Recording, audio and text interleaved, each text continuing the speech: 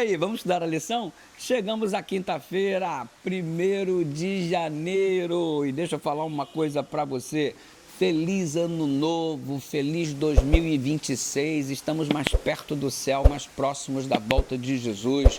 E fica esperto que neste novo ano você construa uma trajetória espetacular ao lado de Jesus, ao lado da sua família, que você tenha mais saúde e que você, sob hipótese alguma, largue da mão poderosa de Deus. E te convido a fazer uma caminhada comigo ao longo de 2026, estudando todos os dias juntinhos a lição da Escola Sabatina. Hoje nós vamos falar sobre as igrejas de Filipos e Colossos.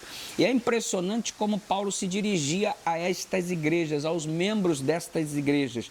Paulo os chamava de santos, de fiéis. Vocês que são os santos, vocês fiéis de Deus. Que tratamento bonito, né? Ei, santo, ei, fiel de Jesus, coisa linda, né? Assim Paulo se dirigia, né?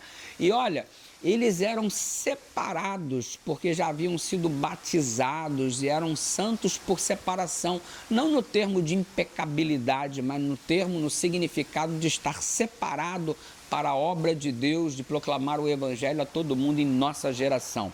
Note que a igreja aqui ela tem uma identidade missionária. Note que ela surge no viés missionário. Não há ninguém parado, não há ninguém de braços cruzados, não há ninguém esquentando o banco. É todo mundo trabalhando, cada um fazendo uma coisa diferente de acordo com o seu dom, para que a mensagem vá adiante.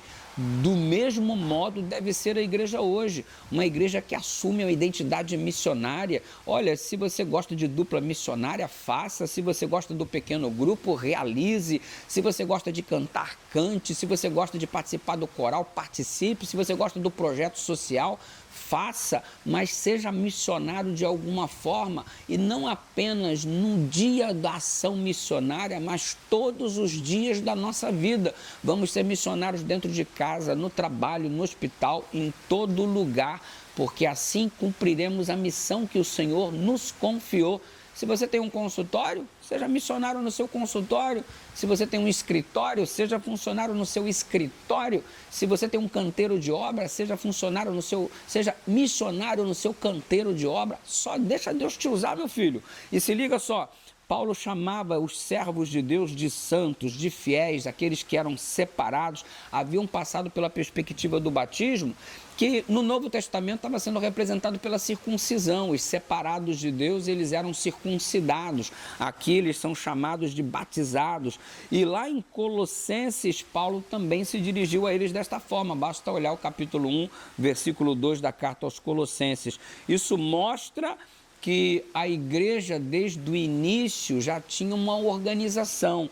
Pessoas que eram treinadas, conduziam outras ao batismo, à decisão. O próprio Paulo fez o processo de treinamento destes que levaram a mensagem do evangelho a outras cidades onde ele mesmo não esteve presente. Por exemplo, em Colossenses ele não esteve, mas lá estava o Epáfras, lá estava o Filemão, treinados por Paulo, recebendo orientações de Paulo. Ou seja, a igreja nasce numa estrutura de treinamento, de capacitação, treinar colaboradores. Paulo fez isso com Timóteo, inclusive.